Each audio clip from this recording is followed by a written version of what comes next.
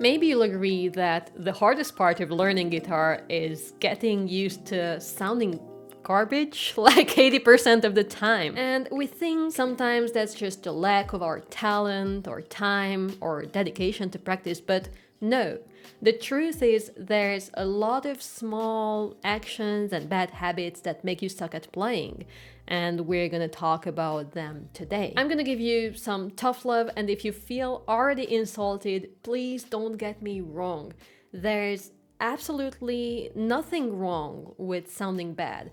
I used to suck at guitar too. I used to sound bad. I have proof, I have videos. And they are bad, they are really bad. But it doesn't matter. What does matter is what holds you back from sounding good and how to overcome those problems. If you're here for the first time, my name is Beatrix Kovacs. I've been playing for nearly 20 years. I'm an independent artist and educator with a master's degree in classical guitar, specialized in music education, and I think I may need a shorter intro, but you get the point. So I have made so many stupid guitar mistakes over the past couple of years, and I needed to learn how to get over them because I, just like you, wanted to get good. But even more importantly, I also have been teaching for years on all levels, from, I don't know, 6-year-old babies to university students. I really have seen the whole scale. And I'm gonna share some of the most common pitfalls of classical guitar students I have seen, and I will also offer you some solutions as well, all right? Oh yeah, and as you can already see it, I'm not gonna edit this too much, so don't expect fancy visuals, and feel free to step away from your screen, do dishes, take out the trash, do what you gotta do. So, problem number 1. When you want to get good fast, with that mindset, it's really hard to get lost in the slow process calmly, I believe. It also can come from not having a clear understanding about what practice actually is. It's not just playing over your repertoire a few times, right? That's more like performance or performance practice, doesn't matter. Practicing is about getting lost in the details, working on the challenging parts in a very mindful manner, right? Will practice sound good? Hell no, absolutely not. But do you need it to get good? I'm sorry, but you do. So what I'm trying to say is that you need to slow down. You need to learn to walk before you could run, otherwise you're just gonna fall every few steps. If you keep pushing for a tempo that is way over your skills, you're gonna make mistakes all the time, and I think that's the second problem, causation of the first one. So most people are practicing from mistakes to mistakes, right? You make a mistake, then you jump back a little bit, you repeat the whole section just to make the same mistake all over again. Does it sound familiar? Did this ever happen to you? I'm sure it did. So you get more and more frustrated over it. You may even start to speed up, and you start playing faster and faster, which is super counterproductive, but you may not even notice it. But the thing is, how could you play the part well faster if you couldn't get it right slower, right? It just doesn't make any sense. If you always make the same mistake, your nervous system will learn to perform that action every time you get to that point of the piece. I hope this makes sense. So basically, you leave no option to your body other than performing it wrong, right? So what I'm trying to say is just take your time to practice slowly until you feel confident. Because every time I'm learning a new piece, I also have to start it slowly. Everybody starts slowly. It's not a big deal. Now, I also think it's really hard to tell what a good practice tempo is, right? Because if it's too slow, you get bored and you space out. But if it's too fast, you start to make a lot of mistakes and you learn lots of bad habits. So what I would say, that if you hear that you start making lots of mistakes quite often, that's actually a really good indicator to drop the speed. Okay, I get it. Speeding up is usually not a conscious decision, and it's really likely that you don't even notice when it happens. At least that's how it is for me. But that's when a metronome can become your good friend. And I know it's such a cliche, but please hear me out. I don't think that metronome will magically teach you to play the right rhythm or to stay on beat or any of those things. I think the best way to use the metronome is to get into the practice zone. And I personally never set my metronome on a fast beat. I only use it when I need to slow down, honestly, I think. I actually think that there can be something oddly satisfying and meditative to, in playing along with a really slow metronome. Now, here's a tip how to use it. Instead of having it click on every single note, set it to half beats or something like that. So the metronome will only click on every second or fourth notes or something like that, okay? Because if your metronome is clicking on every single note, you just won't have much work to do, and it's quite boring to practice like that. You eventually will just space out. But when you practice with a metronome, you need to use your brain and your inner sense of beat to find the next beat, or how to play 4 notes within one click and how to get to the next click on time. That's a challenging part of a metronome. That's how you learn the beat and the rhythm. Okay, I don't know if I'm doing a good job explaining this. I hope this makes sense. But basically, the more notes you play on one click, the more difficult it is to hold everything together. So use the metronome, set it to really slow, no clicks on each note, and you just have to use your brain, to fill up the space. Now, playing too fast, especially if you combine that with a fast-paced metronome, will probably get you stiff. You probably have noticed tension in different parts of your body while practicing before. I certainly have.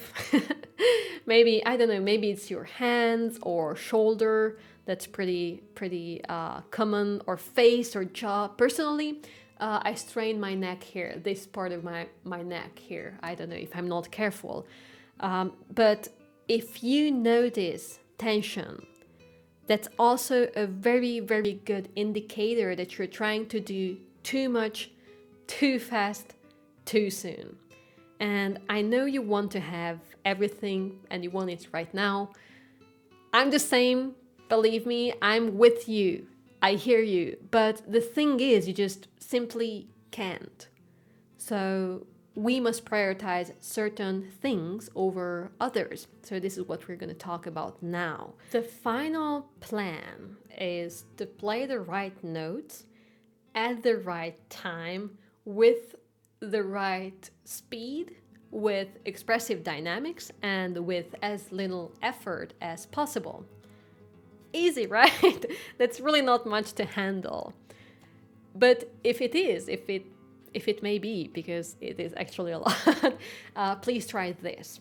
Play a part, but you only get to work on 3 of these things. You won't work on everything at once, but you're just gonna pick 3 of these. And every single time the effortlessness is set. You can't remove that. Okay? So if you choose to work on the right notes and the good dynamics, and remember that, you have to play with as little effort as possible, you're not supposed to beat yourself up for messing up a rhythm somewhere, right? Because you just can't focus on everything at once. And this type of practice is really good for showing you where your struggles actually are, because you have very clear and separate working areas. I really hope I'm making a good job explaining this. It's actually a method I picked up from Andy Werner's book, Effortless Mastery. It's a good read, I highly recommend. Another example of this would be, let's say you play something, focusing on the speed and playing the right notes, and suddenly it sounds really off rhythm. You'll know that it's what you need to work on next, because what you just discovered is that you can't get to the right notes within the frame of the correct rhythm, right? This method just really opens your eyes to where your struggle really is. Now, I understand that this may sound a bit contrasting to my first point, but once again, the goal is to play as correctly as possible overall. I'm not saying to let yourself play random notes all over the fretboard as long as the speed and the rhythm is correct. That's really not what I'm trying to say. All I'm saying is to divide your attention and structure the work, break it down into manageable packages. But another cool trick to get rid of extra tension and stiffness is to practice a little bit quieter, because putting less effort into the volume will naturally make you loosen up a little bit. You don't have to play all the notes so loud all the time. And if you play every note loud, we also lose context, so that's also not good for the music.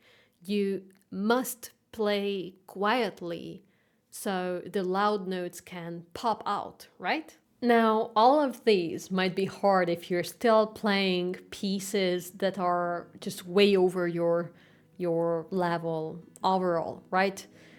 A little stretch is healthy, I believe, and I think we all kind of agree on that, because that's just how we improve in general. But I think improving little by little is way more beneficial than jumping in the deep water and see if you can manage without drowning, right? Let's say you hear a beautiful piece. Of course you want to learn it. But once again, you have to learn to walk before you could run, right? And what I see that often, especially self-taught guitarists, but all kinds of guitarists can find it difficult to determine the level of a piece. So you want to learn the piece, you look at it, and you think it's manageable. And tell me if this ever happened to you. So you start working on it, you thought it's good, but then you get disappointed in how hard it is, or how useless you are, and how hard you suck at playing guitar. Tell me if this ever happened to you. But once again, it's all about being a little bit more intentional and structure what you're doing a little bit better. So let's jump back again. You hear a beautiful piece. You want to learn it. Let's say it's Adelita by Francisco Tarrega. It's a beautiful piece. Everyone wants to play that. You open the sheet music and you just look through it, and you create a mental list of the different technical elements you see. For example, you see chords picked together, and then you start asking, am I good at picking chords? I am. That's easy. Boom, that's a tick. Then, I don't know, I see pull-ups. Am I good at them? Well, I'm not too good. And this is when you can start evaluating a little bit. So, I'm not too good at them, but this is a slow piece, so this may be a good healthy stretch for me, right? So you say, okay, tick, a hopeful little tick. Bar chords. Well, I have never played bar chords, is this a good stretch for me? Is this a good place to learn bar chords? I have no clue. So I open a video. Let's have a look. On the video, what I can see is that the bar chords are big ones, covering all 6 strings, right? Logic says that it's much harder to hold 6 strings with, just one finger than 2 or 3. So that means that a full bar chord is the hardest type of bar chords. Okay, I'm not saying this is true. Okay, I'm not saying this is true.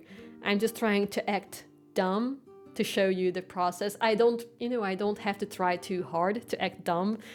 So I'm just trying to show you the method how I would puzzle the informations together to have some ideas about what I'm dealing with. Okay, that's the point. So I'm looking at that bar chord and I say, is it really a good idea to start learning bar chords on the highest difficulty level, right? That's a question I can come up with. Of course not. So before I jump into learning Adelita, I may need exercises or short pieces that can get me from 0 to somewhere closer to what Adelita requires. Okay, there are unlimited sources of knowledge out there nowadays on the internet, and I think it's foolish to jump into a piece and expect that it's gonna work out just because. I don't know. A good example is that before cooking, you also want to make sure that you have a good recipe and all the ingredients, right? All the ingredients, and then you can start making the dish. And of course, first you have to figure out what you're cooking, right? How long it's gonna take, and when do you have time to do, all of that, right?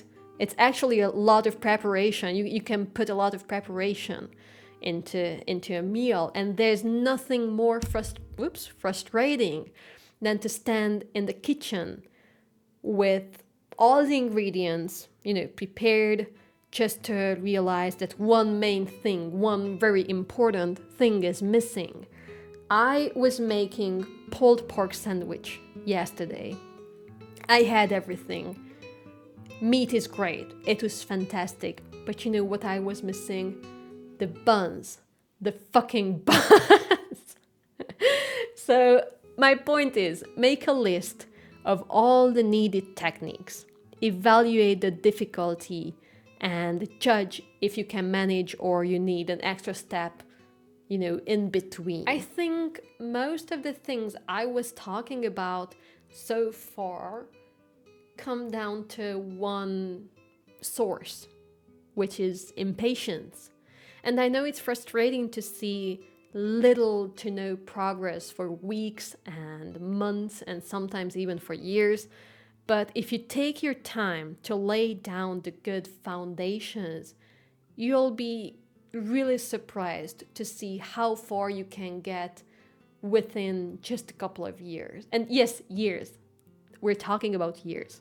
I know, it's hard to hear, but this is not a get good fast scheme. It takes time, but the best part is that there is no end goal of music. And if you make peace with your personal progress, you can have fun practicing every single day, right? And that's fantastic. I think that's the great beauty of it. Also, if you think you're getting any value out of this video or out of my content in general, please consider supporting my work on Patreon, because I really don't want to get a real job, and I actually enjoy doing this a lot. I like doing this a lot, so link is in the description. Now, being a little bit more practical, I find that guitarists just have this tendency to get really lost on exercises, when the truth is, or at least this is what I believe, that you only need a handful of them. And through my entire studies, I only had like 3 to 4 arpeggio exercises, I had 1 or 2 hammer-ons and maybe 2 different pull-offs that were actually helpful to me. And I have also seen people practicing like 20 different arpeggio exercises and still having that, that galloping unevenness in their sound. I think you know what I'm talking about. So I think it's not about the amount of exercises, but it's more about the quality of them and the quality of work you put into them, right? Because exercises are great, but the goal of exercises is to support your technique in the most efficient way. So yes, training your hands for all the different scenarios that that may come up in your life ever sounds good in theory, or may sound good in theory for somebody, I don't know. But focusing on what you actually need at the moment is, I think, more realistic, especially if you are not a professional concert artist, right?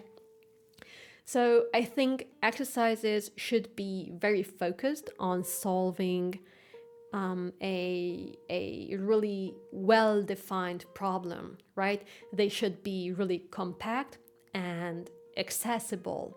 So, for example, practicing a tremolo pattern with a crazy chord progression that does shifting all the time is crazy and really unnecessary. Now, I don't want to talk about exercises, too much today. I already made a video about my favorite 11 exercises. It's on my channel, and it's more like it's a deep dive into this whole exercising topic. I will leave a link down below, and I'm just gonna leave it there. But the final pitfall I see way too often is gonna be very silly, but you guys often don't listen to what you're doing because you're so busy playing the right notes at the right time. Your hands are doing 2 completely different things. And I get it. It's difficult. It's a lot. So how about this? Next time when you sit down to practice, just play one note, one single note, and listen. Do you like the sound? If the answer is no, try again, but this time a little bit differently. Change the speed of the picking, the touch, the nail. There are so many different things to play around here. The point is to find a sound you like. And if you found one, play another note.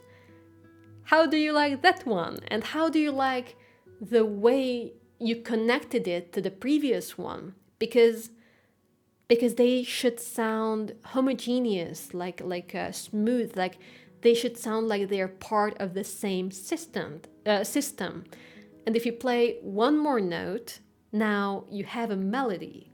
So they have to sound also balanced and consistent and smooth. Listen not only to the note you pick, but also hear the space between the notes. I don't know, is there a gap between them? Did you touch the strings with, any of your fingers too early? If so, just try to connect them with as little gap as possible. Maybe play more notes, just random notes. It really doesn't matter. Make some dynamics or don't. Doesn't matter as long as what you intend to do and what you hear you're doing is in sync. It doesn't matter. It doesn't matter. The point is to do something and listen what you did. Evaluate what happened, make a new plan, and try again. That's really it. And please remember, there's always going to be someone who plays faster than you or with a nicer tone or anything. By the way, nice tone is very subjective, but you get my point. But the truth is, it's not a competition. And if you turn it into one, you won't be able to enjoy the journey, the process along the journey. So measuring is important. That's how we get further. But there's a right way and a mindset to do comparison, right? Of course, these are not the only 5 things that can stop your progress. So if I missed something, please let me know in the comments and I'll pin the best one. I mean my favorite one, because there's no best way to mess up your progress, right? Everyone has their own very creative ways to do so. So yeah, I'm just gonna pin my favorite one. What's your favorite way to sabotage yourself? Let us know in the comments. Now, if you're looking for something more practical, consider jumping into the 11 exercises I was talking about earlier. The video is absolutely free to watch on my channel. But since then, I published a little booklet, digital booklet, including all the exercises in notation and tab form. You'll find everything on the screen and also in the description. Whoops, down below. Thank you so much for watching. Have fun, and I will see you next time.